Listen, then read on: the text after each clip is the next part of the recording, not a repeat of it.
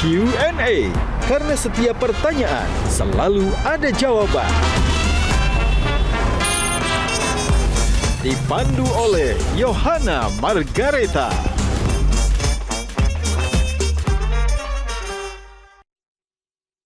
Dipersembahkan oleh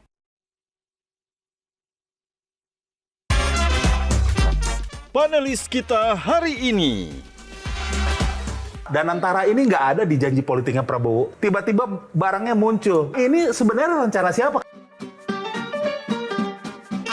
Awal-awal jadi Menko, saya sebenarnya agak protes dua hal waktu itu, Prof. Satu soal Papua, yang kedua soal pembubaran Ormas. Wah.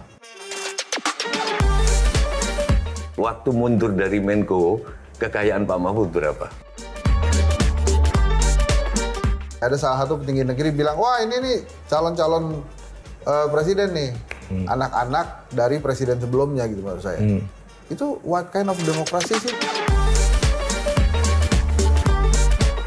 Dia ini menjadi korban dari sebuah persekongkolan untuk diumpankan sekarang. Dia terlibat dalam sebuah mafia. Ini ingin ada yang mengambil alih mafia ini. Ada dugaan yang Pertamina juga begitu.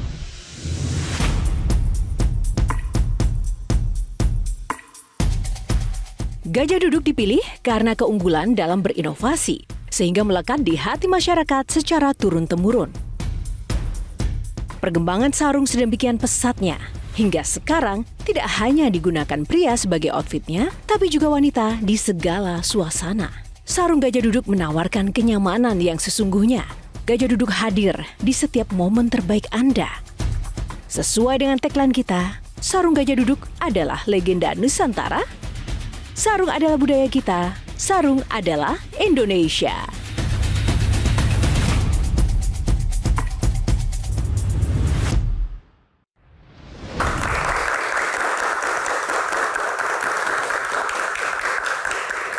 Halo pemirsa, apa kabar? Kembali berjumpa bersama saya Yohana Margareta dalam program spesial Metro TV Q&A. Karena setiap pertanyaan selalu ada jawaban. Terima kasih kepada Anda pemirsa yang sudah setia menonton Q&A dan terima kasih juga untuk seluruh penonton yang sudah hadir di studio. Tepuk tangannya mana teman-teman?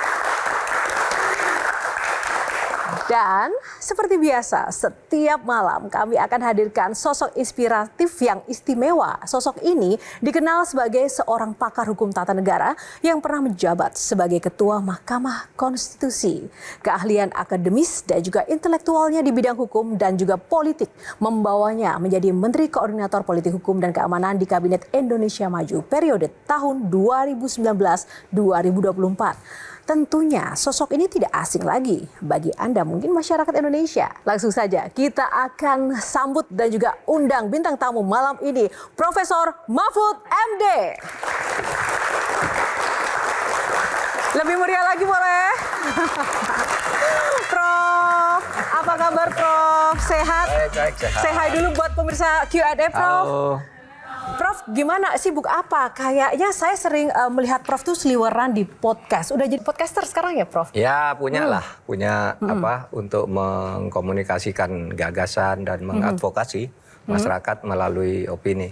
Tapi saya sebenarnya juga di samping itu banyak kuliah di kampus kembali ke apa tugas asal. Kuliah di kampus, ketemu dengan anak-anak civil society gitu.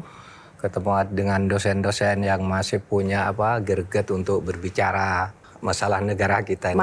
Jadi saya banyak berkunjung ke kota-kota di luar Jakarta itu bertemu dengan mereka, kuliah umum dan sebagainya. Tepuk tangan buat Prof.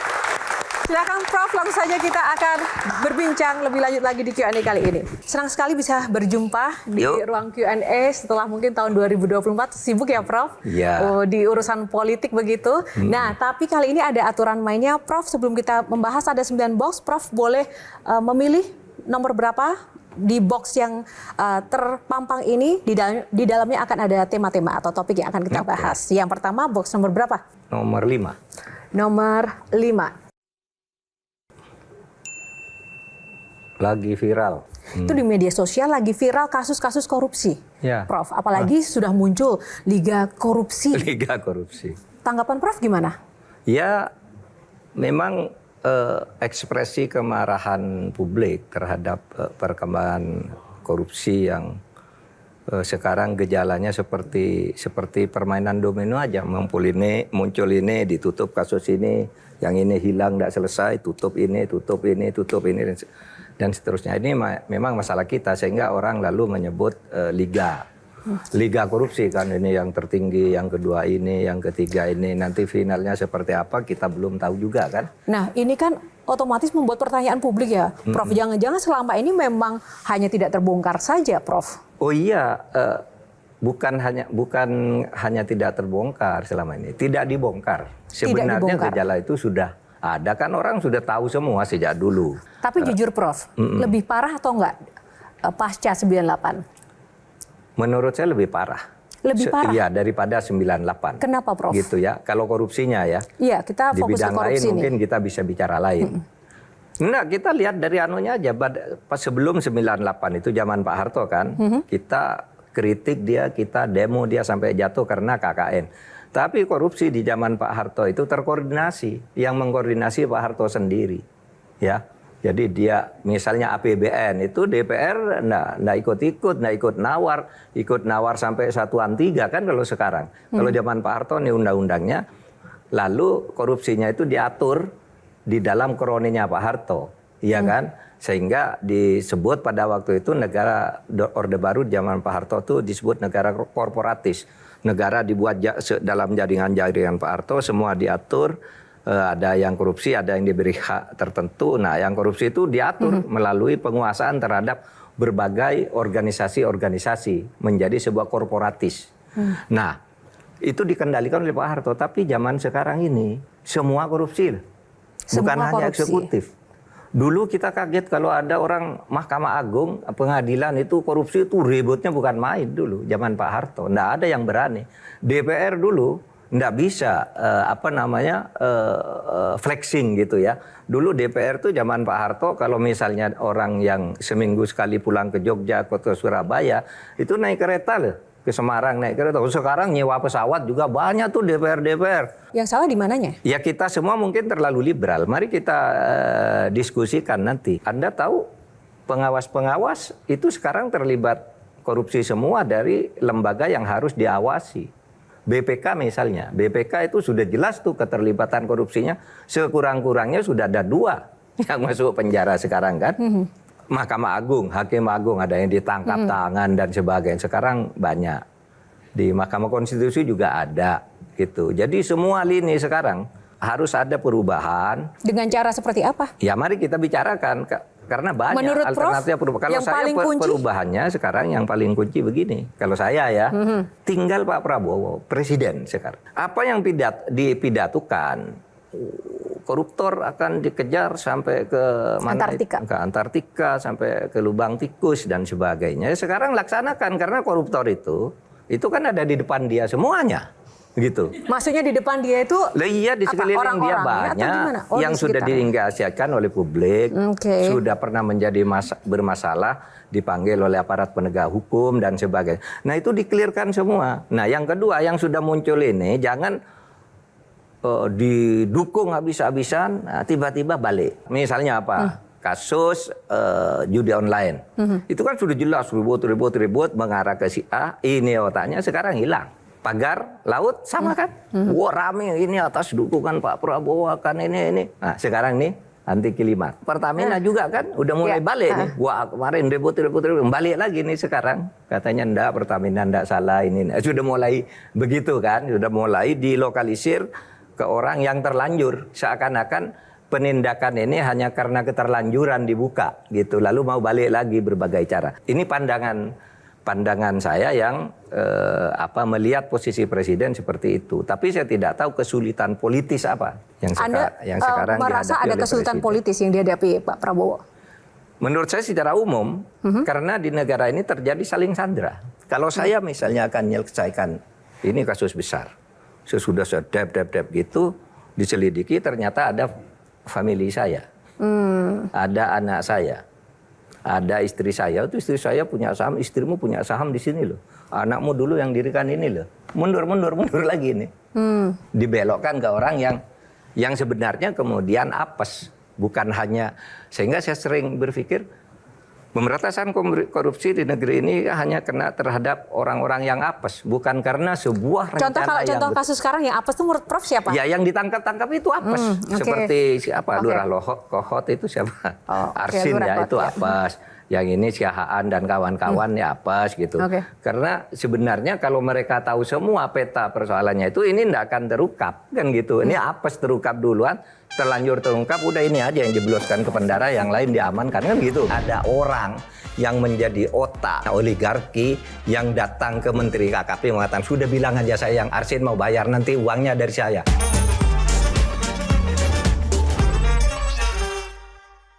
Dipersembahkan oleh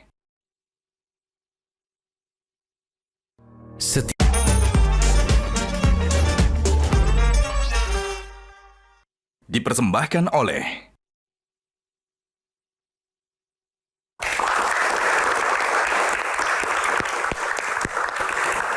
Ya, terima kasih sudah kembali lagi dan setia bersama Q&A pemirsa. Namun kali ini saya tidak sendiri, ada teman-teman panelis yang sudah menemani saya malam ini. Tepuk tangan untuk Mbak Sujiwo Tejo.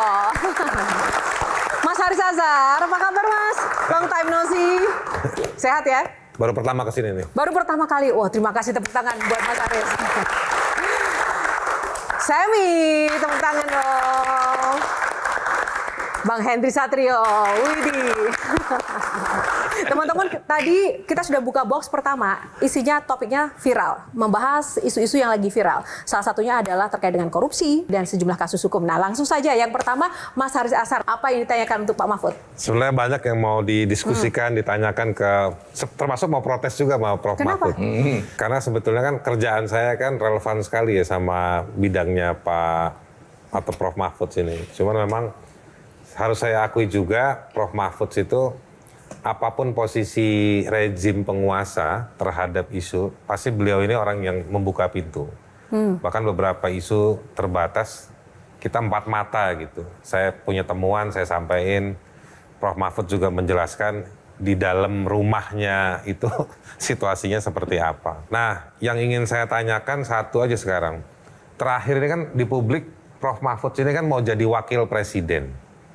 Beliau Nah, saya mau cawapres. berimajinasi dengan situasi hari ini, kalau Prof. Mahfud yang jadi wapres, apa yang Prof akan lakukan? Kalau seumpama saya dan situasi seperti ini terpilih dulu jadi wapres, kan janji saya waktu itu dengan Bu Mega, dengan koalisi, saya suruh fokus pada pemberantasan korupsi dan penegakan hukum gitu. Saya akan fokus di sini aja agar tidak terjadi anti klimaks terhadap munculnya setiap kasus yang memberi harapan kepada masyarakat itu tiba-tiba wah masyarakat senang, tiba-tiba hilang gitu, anti klimaks, hanya jadi mengorbankan orang-orang kecil yang sebenarnya tidak bersalah terlalu besar gitu ya, hanya dia menjadi alat saja dan mendapat upah sedikit kali ya, seperti Arsin yang Lurah Kohot, kok sekarang ke dia fokusnya, padahal kejahatannya itu luar biasa loh. Kondisi hari ini seharusnya wapres itu bisa berperan ya untuk mendorong. Oh bisa, saya tidak tahu dulu perjanjian waktu mau jadi wapres itu kan ada perjanjian sebenarnya. Oke, Bang Hensat, silakan. Prof, sebetulnya kan begini ya, Prof. Mahfud tuh selalu berada di lingkaran pemerintahan kan. Saya ini sedikit banyak tuh memahami lah. Misalnya dengan Pak Jokowi gimana, dengan Pak Prabowo gimana, kan dengan Pak Prabowo juga sebenarnya bareng. Yang saya lihat itu ada kesamaan nih antara Pak Prabowo dengan Pak Jokowi, itu sering banget ngumpulin pengusaha. Kayak misalnya kan Pak Prabowo baru beberapa hari yang lalu mengumpulkan pengusaha. Nah, memang seketergantung apa sih sebetulnya negeri ini tuh dengan pengusaha-pengusaha yang 1% yang katanya memang menguasai hajat hidup orang banyak ini? Karena menguasai hajat hidup orang banyak itulah, karena dia kan menjadi penentu perekonomian kita, karena mereka yang menentukan, yang punya modal, mereka yang bisa menggerakkan, mereka yang bisa menghentikan di dalam berbagai kegiatan yang mempunyai dampak masif bagi perekonomian masyarakat. Kebal hukumkah mereka, Prof? Karena seperti yang kita tahu, ada sebuah kasus kepala desa tuh yang dijadikan tersangka kepala desa Kohot gitu maksud saya. Yang sering disebut-sebut pelakunya kemarin malah diundang Pak Prabowo ke istana. Jadi saya curiganya memang yang 1% ini memang jangan-jangan kebal hukum gitu. Jangan. Menurut Prof gimana tuh? Benar salahnya itu tergantung pada proses hukum yang berlangsung. Kita hanya bisa mengatakan opini yang wajar bisa timbul bahwa ini kebal hukum. Karena dari sudut hukum itu kan sudah jelas tuh ya. Siapa yang salah di pagar laut itu, ya kan? Ini kan sudah diumumkan ini ada 263 sertifikat palsu. Sertifikat ilegal, yang di sana ada lagi ratusan, yang di sana ratusan. Udah jelas ada sertifikatnya kan menurut saya tidak mungkin sertifikat yang ilegal itu bisa keluar. Kalau satu mungkin keliru, tapi ini ratusan, mungkin ribuan, pasti ada yang sengaja, ada otaknya di belakang ini. Dan kenapa harus Lurah Arsin dari Kohot yang dipanggil, yang dia mengatakan katanya diklaim oleh Menteri KKP itu dia bertanggung jawab akan bayar. Dia satu kepala desa padahal nih desanya 16. Bisa tanggung jawab ke desa yang lain dari mana akalnya sehingga Arsin sendiri membantah itu bohong itu. Saya tidak pernah menyatakan saya mau bayar kan gitu kan kata Arsin. Itu artinya apa? Kita orang yang waras mengatakan berarti ada orang yang menjadi otak oligarki yang datang ke Menteri KKP mengatakan sudah bilang aja saya yang Arsin mau bayar nanti uangnya dari saya. Kan selesai dari situ. Oke, Mbak Tejo silakan. Pak Mahfud 10 tahun yang lalu, aku sama Panji Pragiwaksono di Surabaya sama Pak Mahfud ini forum publik. Aku tanya waktu itu, Pak Mahfud 10 tahun yang lalu kekayaan Pak Mahfud berapa? 54 miliar waktu itu kalau nggak salah. Itu 10 tahun yang lalu. Panji, tahu gitu kita nggak jadi seniman, jadi pejabat aja. Gitu. Nah, saya tanya karena ini urusannya sama pejabat publik, waktu mundur dari Menko, kekayaan Pak Mahfud berapa? Itu nggak mungkin saya bilang di 10 tahun lalu tuh punya kekayaan 54 miliar. Berapa? Sekarang aja cuma 34. Berarti saya salah dengar. Salah dengar pasti. tapi Artinya meningkat tapi atau begini turun? loh. Tapi waktu itu miliar dan intinya yang saya mau tanya, sebetulnya jadi pejabat itu nggak ngapa-ngapain aja, udah kaya.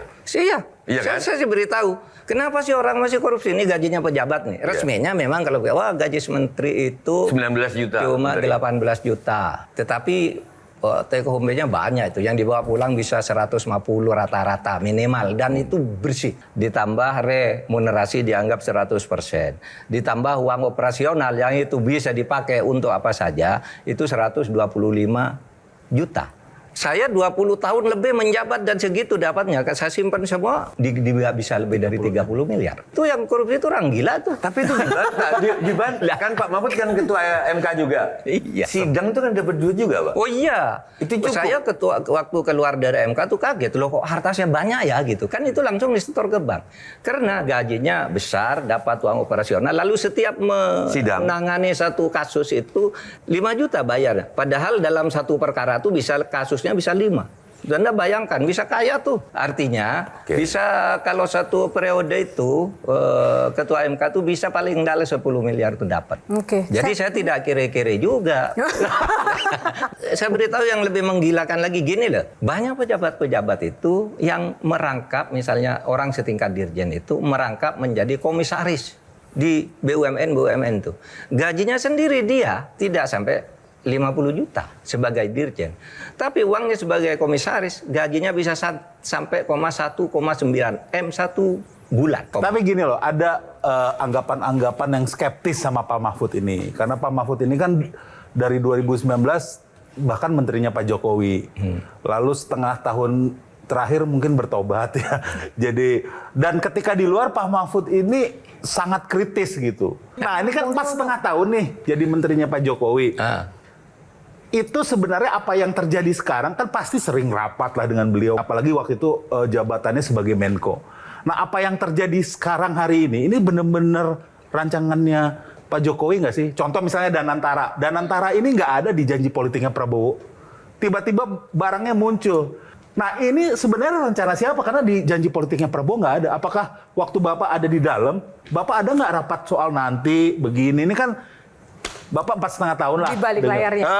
Ingin Gimana, tahu Pak saya. Nggak ada sih rapat-rapat soal danantara dan sebagainya. Dan saya kan bukan bidang ekonomi. Tapi kalau Anda katakan, Pak Mahfud tuh dulu waktu jadi menteri diam aja. Saya kira saya menteri paling kritis ya. Iya. Semua saya bongkar. Yang masuk ke saya. Tapi ingat, saya ini Menko, bukan menteri teknis. Misalnya ada kasus hukum yang tidak menjadi problem ke publik, saya tidak boleh turun dong. Kan sudah ada menteri Jaksa Agung punya undang-undang sendiri, Polri undang-undang sendiri, Menkumham punya undang-undang sendiri. Menko tuh tidak ada undang-undangnya. Hanya diberi kuasa oleh presiden untuk mengkoordinir. Sekarang dalam demokrasi kita itu prosedur itu bisa dibuat. Kalau dia ingin sesuatu, prosedurnya ada dibuat.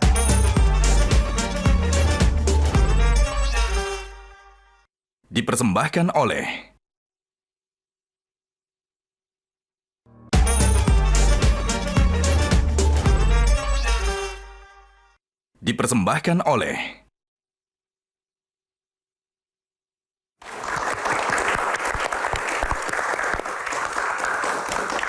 Ya, kembali di Q&A pemirsa, masih bersama Pak Mahfud MD. Pak, kita langsung buka box lagi. Kali ini Ayo. pilih nomor berapa, Pak?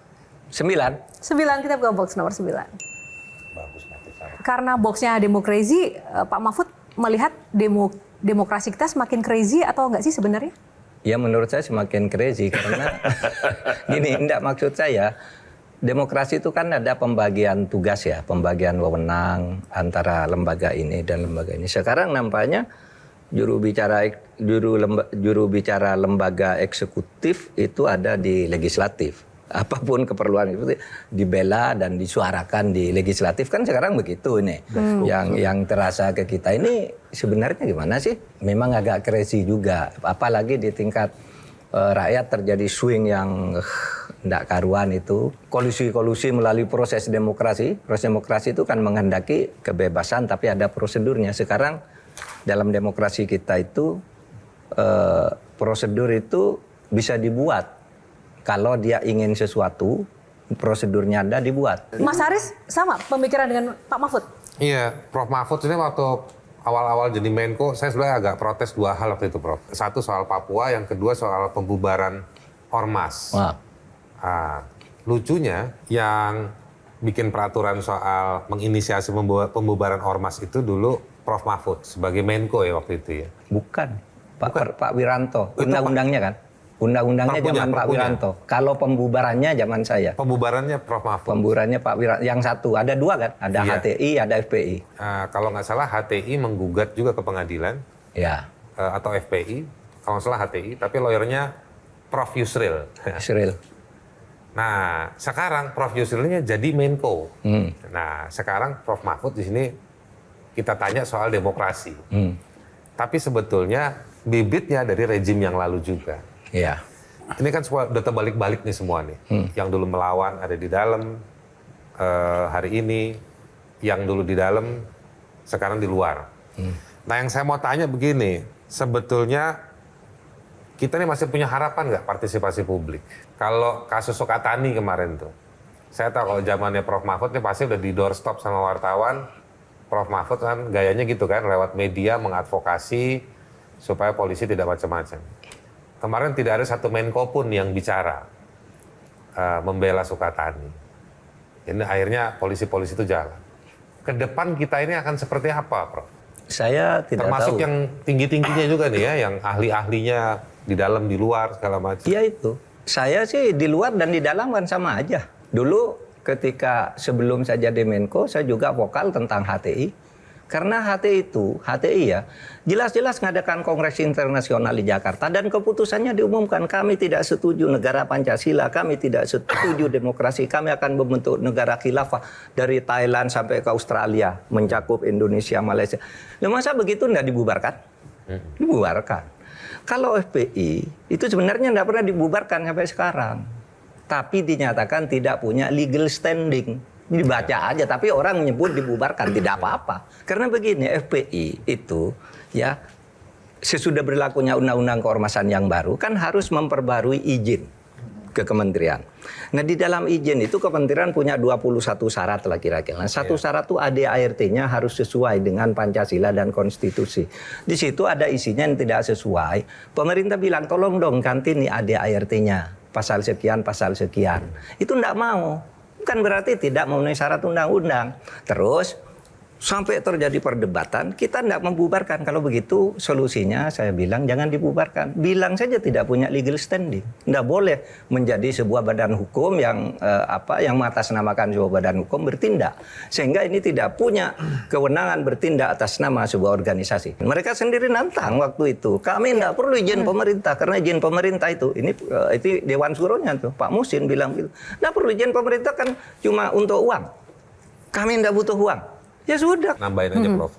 Secara psikologis masyarakat masih takut. Misalnya pilkada kemarin didatengin polisi-polisi, mereka akhirnya ikut apa yang diminta. Yang kedua, undang-undang ITE yang baru juga masih mengancam. Prof kan juga menginisiasi penafsiran, tetapi penegakan hukum juga bablas lah. Lalu tindakan-tindakan fisik ya, atau yang psikologis, kayak Sukatani diteror, diminta dan lain-lain, dipecat. Ini represi-represi seperti ini kan masih banyak. Masih banyak. Ada buzzer diangkat juga jadi dirjen atau jadi petinggi di kementerian. Iya. Kan orang makin takut. Pak Prabowo kan dulu kan bagian yang Prof koordinir juga kan sebagai Menko kan? Iya, iya. Ya kita harus optimis karena begini, negaranya negara demokrasi. Meskipun ada teror-teror tadi, tapi secara umum kita kan bebas bersuara. Yang kedua, kalau negara demokrasi itu menghendaki terjadinya sirkulasi kekuasaan. Situasi kekuasaan itu artinya secara periodik ada pergantian kekuasaan berdasar penilaian rakyat. Nah kita masuk dari situ aja. Sekarang kita berjuang sebisa mungkin, nanti 5 tahun lagi mari kita pilih orang yang bisa memberi janji yang lebih bagus gitu. Dan memberi janji bukan omongan maksud saya, artinya track record-nya itu menjanjikan bahwa dia tuh bisa memperbaiki. Ini ada satu lagi yang meresahkan ya, ada salah satu petinggi negeri bilang, wah ini nih calon-calon presiden nih, anak-anak dari presiden sebelumnya gitu maksud saya. Itu what kind of demokrasi sih kemudian pemimpin negara itu akhirnya anaknya si inilah yang bisa dicalonkan sebagai atau digadang-gadang sebagai calon pemimpin kita gitu. Lah, dulu kan ada Jokowi, ada SBY yang bukan siapa-siapa juga gitu. Tapi kenapa kemudian anaknya SBY dianggap menjadi salah satu calon, anaknya Jokowi salah satu calon, anaknya Bu Mega salah satu calon, yang lain ntar dulu. Kan maksud saya harusnya hal seperti itu tuh tidak diungkapkan ke publik gitu. Cukup direncanakan saja ya. Iya. Nggak, maksud saya tuh akhirnya seperti hidup dalam kerajaan kita itu sekarang. Kata puisinya Gus Mus ini, Indonesia itu republik terasa kerajaan. Kan ada puisinya Gus Mus. Ya itu yang dikatakan. Tapi begini, menurut saya memang tidak ada larangan. Emang nggak ada, Bro? Tidak ada larangan. Sehingga ketika ditanya Pak Mahfud kok mendiamkan aja ketika menjadi ketua MK itu politik dinasti. Di mana mau melarang orang bagaimana? Mencalonkan anaknya, mencalonkan saudaranya, itu bagian dari demokrasi, asal tidak menutup orang lain untuk juga membangun kekuatan kan gitu. Kalau melarang itu bagaimana caranya? Sehingga saya katakan kalau cuma orang ketua partai atau mantan presiden ingin mencalonkan anaknya dan itu berhasil, itu bukan dinasti namanya. Dan masih tetap aja cuma karena dia mengambil keuntungan politik. Kalau dinasti itu kan harus tidak ada calon lain, harus dari situ tuh dinasti. Sudah ada aturannya bahwa ini harus turun ke ini, itu dinasti, maka ada muncul dinasti Meng. Tapi kesadaran masyarakat itu untuk menjadi pengimbang, untuk menandingi bahwa Anda meskipun anaknya siapa belum tentu menang, itu dibuka peluang itu. Ya, Oke, gitu. Sami, silakan. Ini masalah kegelisahan aja sebenarnya. Ya, tadi menyambung soal demokrasi juga pilpres lah. Kalau saya itu akhirnya di titik sudah menerima bahwa memang 58% rakyat Indonesia itu ya memang pengen yang sekarang. 58% rakyat Indonesia itu tahu ada masalah di MK tapi nggak peduli dan tetap mencoblos yang sekarang. Ya. Tetapi ya berarti kita harus move on. Oke, kita move on. Tetapi yang saya sayangkan hari ini, apakah benar Pak Prabowo itu memegang tampuk tertinggi? Ya, nanti saya minta pendapat Pak Mahfud nih, apakah ada pengaruh-pengaruh dari presiden yang sebelumnya yang notabene adalah ayah dari wapresnya melalui cawe-cawe di MK gitu aja. Terus Yang paling gila nih kemarin nih, berita kemarin, ada seorang menteri yang merencanakan akan membuka 1,2 juta hektar lahan. Ini rencana aja udah gila ya, akan menanam pohon aren. Tetapi dia lalu entah ini wartawan yang mengorek atau dia yang melakukan konferensi pers, dia bilang sama pers bahwa saya baru melakukan video call dengan Jokowi, bukan dengan Prabowo. Ini kan kalau pakai teori konspirasi ini katanya 3 periode. Itu nyata nggak sih, Prof? Nah ini nyata nggak sih? Itu Nggak, menteri kalau yang menurutku katanya saya koleganya sendiri jadi nggak pejabat ya? update. Kenapa? Sekarang kan beli Pertamax isinya Pertalite. Ah, gitu. Nah, milih Prabowo isinya Jokowi. Oh, gitu. Iya kan? Gitu loh. Gitu kan? Iya. Jadi nyatakah asumsi itu? Ya, saya baca juga pasti nyata dong karena sudah terberitakan. Beberapa hal nampaknya bisa difahami kalau orang berpendapat begitu ya. Karena sekarang memang banyak orang menteri-menteri itu yang masih sowan ke Jokowi, minta perlindungan, konon perlindungan hukum ke sana sehingga hukum jadi berbelok dan sebagainya. Nah, apapun benar atau tidak itu harus dihilangkan. Kalau itu benar itu tragedi bagi bangsa ini. Kalau tidak benar agar opini tidak tumbuh supaya ditertibkan itu para menteri. Kan memang tidak masuk akal ya. Orang mau bikin sekian juta hektar, 1,2 juta hektar ya. Lalu minta izinnya, konsultasinya ke Jokowi gitu. Kan mestinya ke Pak Prabowo. Banyak orang sekarang terlibat korupsi itu karena takut. Saya agak percaya dia ini menjadi korban dari sebuah persekongkolan untuk diumpankan sekarang.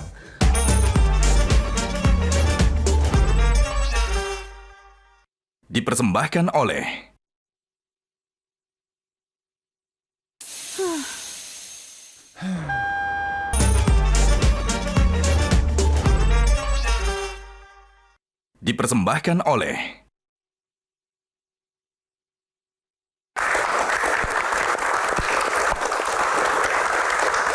Terima kasih masih bersama Q&A, masih bersama Pak Mahfud MD. Kita lanjut buka box. Pak Mahfud, nomor berapa sekarang? 1. Kita buka box. Nomor 1. POV, point of view, tepuk tangan.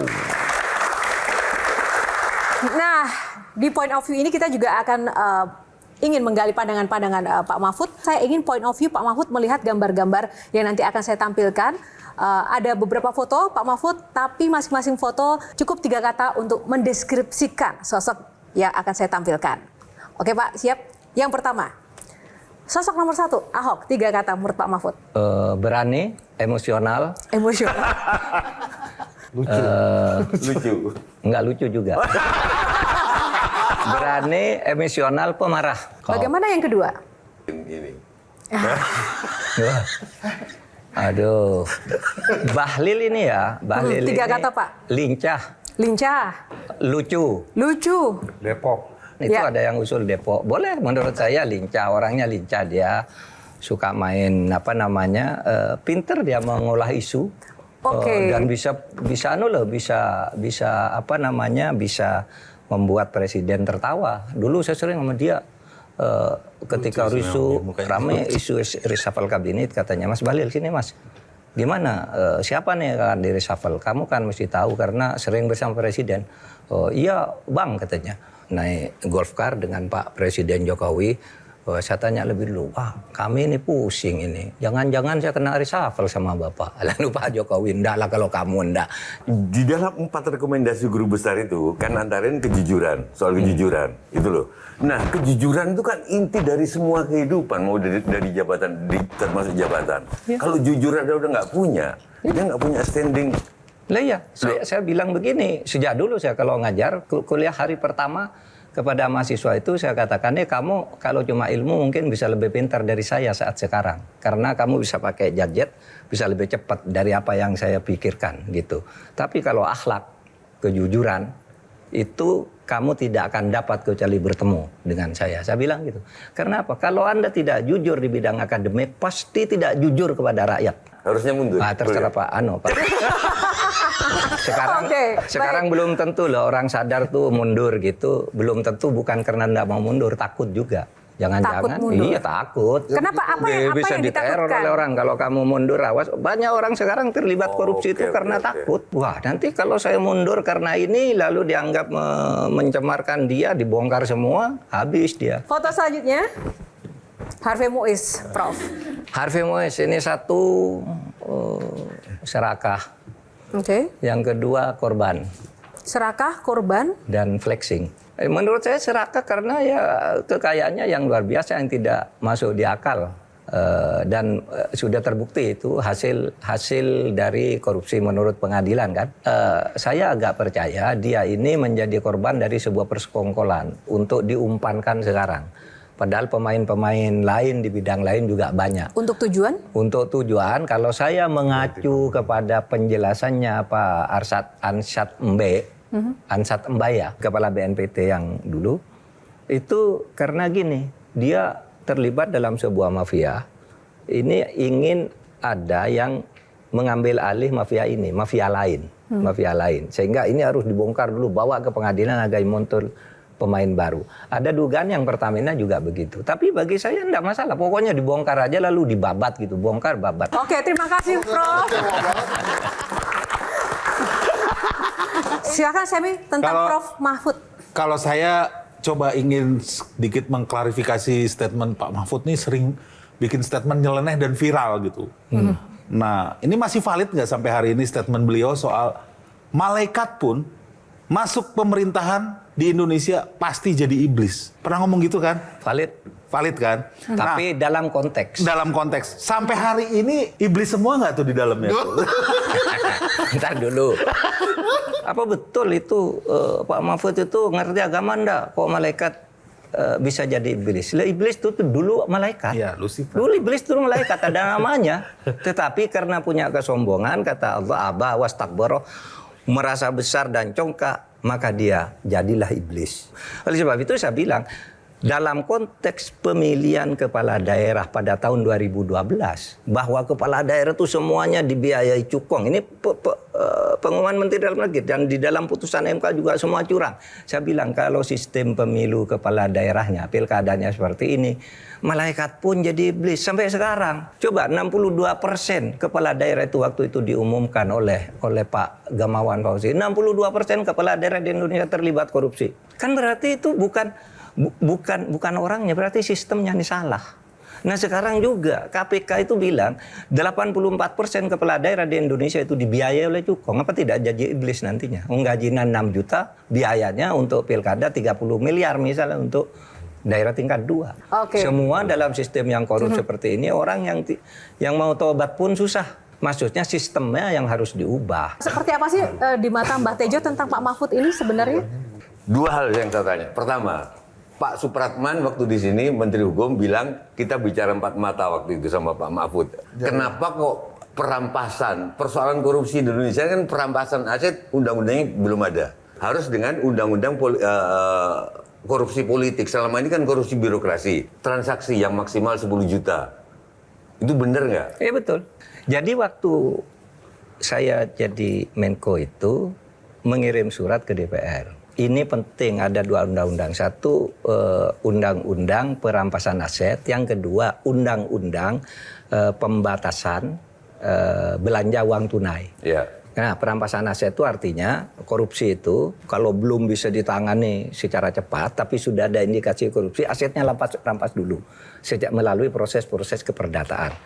Dan itu ada, dan itu sudah lama. Yang kedua, pembatasan belanja. Kalau Mbak Yohana mau belanja 100 juta, itu harus antar bank, rekening. Dari Yohana kepada Sujiwotejo untuk apa gitu. Kenapa? Karena sekarang orang korupsi itu pakai uang tunai. Miliaran tuh pakai ini nggak bisa dilacak. Dari mana uangmu? Nah sekarang kalau ada pembatasan gitu, loh kalau ada uang segitu besar di rekeningmu dari mana dan untuk apa? Itu akan memperkecil korupsi, akan memperkecil penyuapan. Itu sudah disetujui oleh pemerintah dan Balik ya. Tetapi kemudian dalam pembahasan begini Pak Supratman datang ke saya, Pak, ini teman-teman di DPR ingin dibagi dua. yang perampasan aset pemerintah yang ngajukan, yang pemberantasan belanja uang tunai itu biar digarap oleh DPR, tapi akan disertai dengan rancangan undang-undang tentang hak berusaha bagi partai politik gitu ya, dan dana politik dari pemerintah. Sehingga ini ada dua, kalau tidak boleh begini harus ada dong sumbernya. Kita setuju, saya bilang. Nah, undang-undang perampasan aset ini kita selesaikan. Tetapi juga meskipun sudah ada komitmen begitu, DPR tidak mau mengesahkan. Sampai Presiden kirim surat 2 kali bahwa kami minta undang-undang perampasan aset itu segera diselesaikan ke DPR. Betul. Apa yang bikin DPR enggan segera mengesahkan? DPR-nya kan sudah menjawab lewat sidang ketika saya gitu. Katanya kami ini kan Korea-Korea katanya. Satu lagi Mbak Tejo, singkat saja. Kita pernah ngomong berdua di Jogja, kalau keberatan nggak apa-apa, berarti nggak usah dimuat. Pak Mahfud bilang, hanya satu orang di Indonesia ini yang berani sama polisi. Kasus Verdi Sambo ini hanya puncak dari gunung es masih. Siapa Pak? Pak Mahfud bilang, Pak Prabowo. Bener nggak? Terbukti nggak sekarang? Ya, bisa nyimpulkan masing-masing dulu lah. Pak Prabowo kan punya janji 6 bulan. Iya kan? Masih ingat semua.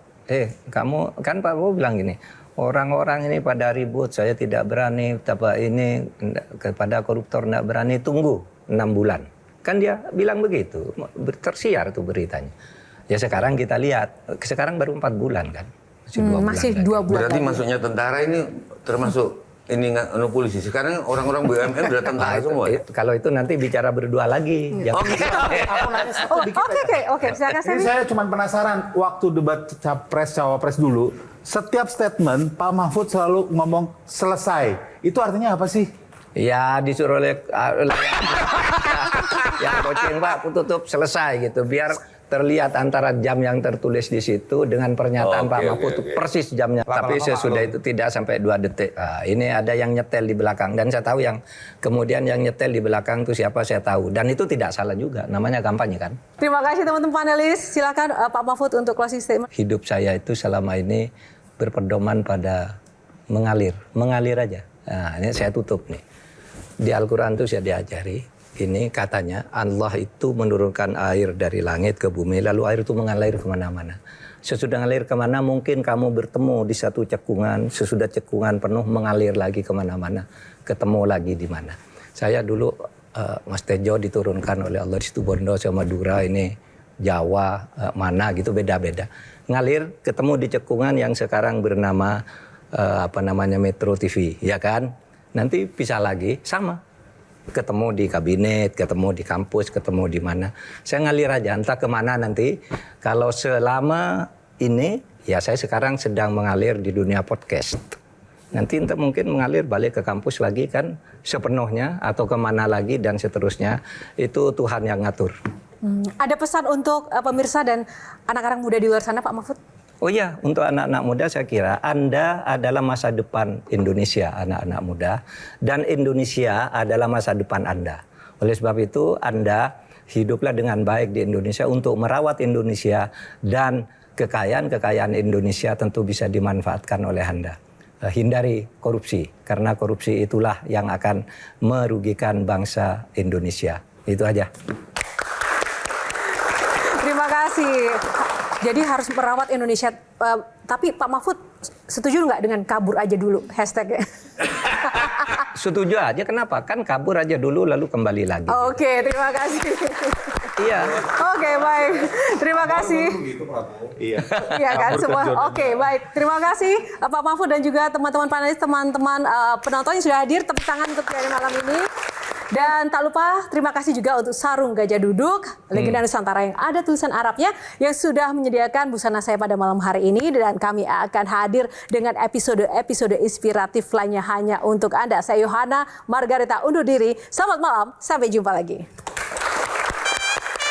Pak, terima kasih.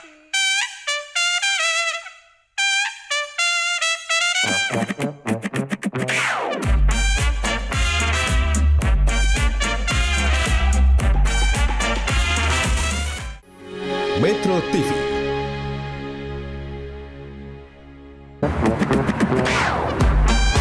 Q&A, karena setiap pertanyaan selalu ada jawaban. Dipandu oleh Yohana Margareta.